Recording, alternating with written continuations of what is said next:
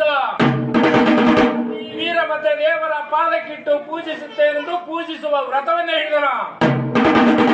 ಹೀಗೆ ಅನೇಕ ದಿನಗಳಿಂದ ಪೂಜಿಸುತ್ತಾ ಹೊರಟ ವಿಷ್ಣುವಿಗೆ ಒಂದಾನೊಂದು ದಿವಸ ವಿಷ್ಣುವಿನ ಶ್ರೀ ವೀರಭದ್ರ ದೇವರ ಪಾದ ಪೂಜೆಗೆ ಒಂದು ತಾವರೆಯ ಹೂವು ಕಡಿಮೆ ಆಯಿತು.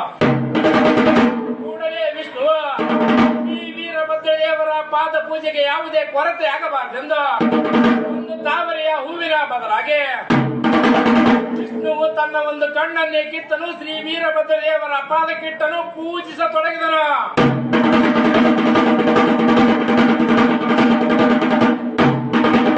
ನನ್ನ ಭಕ್ತಿಯ ನಿಷ್ಠೆಯನ್ನು ತೋರಿ ಪೂಜೆಯಲ್ಲಿ ತಲ್ಲೀನನಾಗಿದ್ದನು.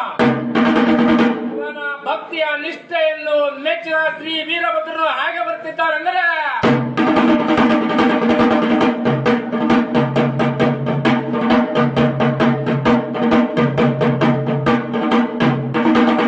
ಹೆಂಜಡೆ ಉರಿಗಣ್ಣು ಕಿವಿಗೆ ಸವಕಳ ಮತ್ತು ಕೊರಳಿಗೆ ಹಾಕಿದ ಶಿವದಾರ, ಇಂಧನದ ಉಡದಾರ ಕುತ್ನಿಯ ಹಿದಾರ, ಹಸಿರನ್ನಲಗೆಯ ಮೇಲೆ ಹಸನಾದ ನಡುಕಟ್ಟು ಮುಂಗೈಗೆ ಮುಡಿ ಕಂಕಣವನ್ನು ಕಟ್ಟಿಕೊಂಡು ಪೂಜೆಯಲ್ಲಿ ತಲ್ಲೀನನಾಗಿರುವ ವಿಷ್ಣುವನ್ನು ಬಡಿದೆಚ್ಚರಿಸಿದ ಶ್ರೀ ವೀರಭದ್ರ,